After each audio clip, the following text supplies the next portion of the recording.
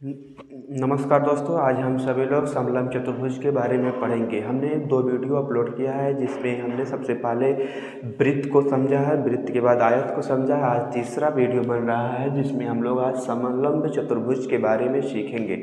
समलंब चतुर्भुज से एक भी क्वेश्चन गलत नहीं होंगे। आइए देखते हैं क्या है समलंब चतुर्भुज।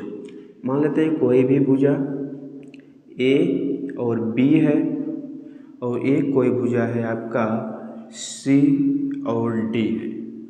इसको यहाँ से मिलाइए और इसको यहाँ से हमारा परिभाषा क्या कहता है कि जिस चतुर्भुज की सम्मुख भुजाओं का केवल एक युग्म समांतर हो उसे हम समलंब चतुर्भुज कहते हैं। जैसे जो ए बी है वह सी डी की क्या है, ए बी समांतर सी डी है।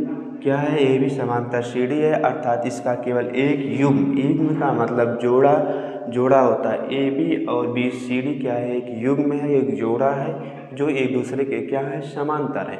लेकिन जो ए सी है और बी डी है वह समांतर नहीं है, इसलिए कौन सा चतुर्भुज होगा, समलंब चतुर्भुज होंगे। ए सी बी को मिलाने वाली रेखा को इसका विकर्ण कहेंगे, जिसका नाम हम लोग रख दे रहे हैं यक्स। और ए भुजा ए डी को मिलाने वाली भुजा जिसका नाम है आपका वाई।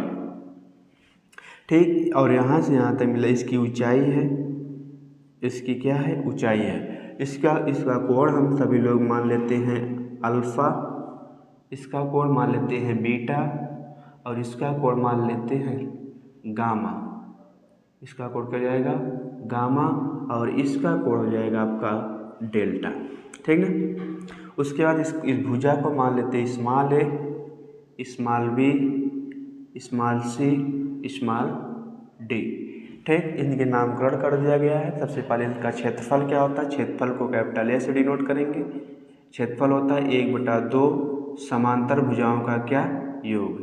समांतर भुजाओं का योग, अर्थात ए प्लस बी गुणे एच। इन दोनों ए बी और सी डी का दोनों भुजाओं का योग करेंगे, गुणे ऊंचाई कर देंगे। इनका क्या हो जाएगा, पूरा एरिया अर्थात क्षेत्रफल ज्ञात हो जाएगा।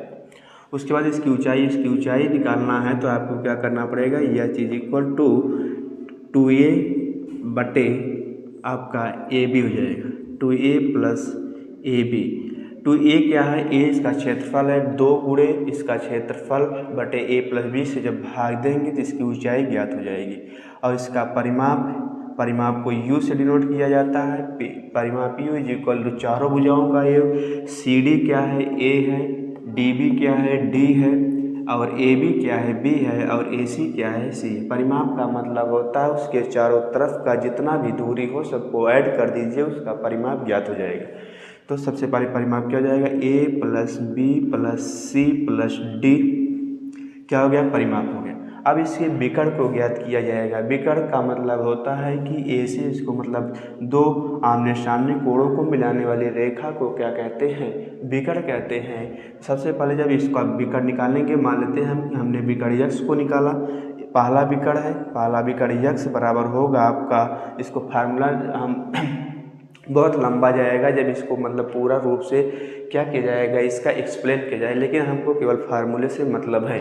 तो फार्मूला क्या होता है कि अंडर रूट हो जाए, जब इसको कोण अल्फा को लेंगे तो क्या हो जाएगा, ए square plus c square minus 2ac बराबर 2ac कास क्या जाएगा, अल्फा हो जाएगा। जब इसको लेंगे तो कास अल्फा हो जाएगा। इसी के बराबर अगर ए ले रहे, अगर यहाँ से लेंगे गामा का कास गामा लेंगे तो ये हो जाएगा आपका b square plus d square under root b square plus d square minus 2bd cos gamma. Cos क्या जाएगा आपका, गामा। क्योंकि चाहे यहाँ से निकालिए चाहे यहाँ से निकालिए, दोनों बात क्या होंगी, सेम होंगी, दोनों का मान सेम आएगा।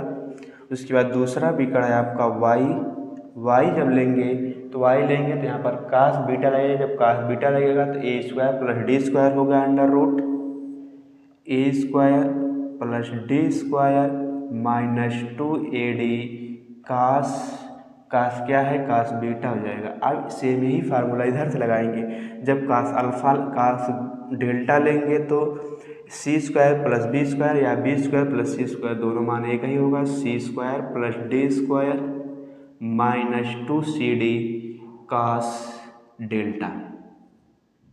कास डेल्टा तो क्षेत्रफल, ऊंचाई, परिमाप और विकर्ण इसके महत्वपूर्ण हैं।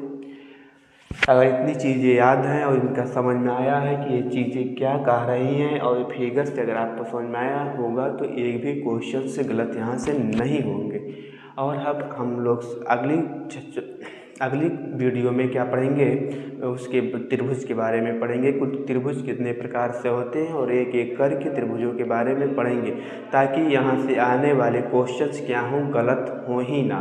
बहुत आसान क्वेश्चन होते हैं, फार्मूला ना पता होने के कारण जमाता हुआ क्वेश्चन क्या होता है, चला जाता है।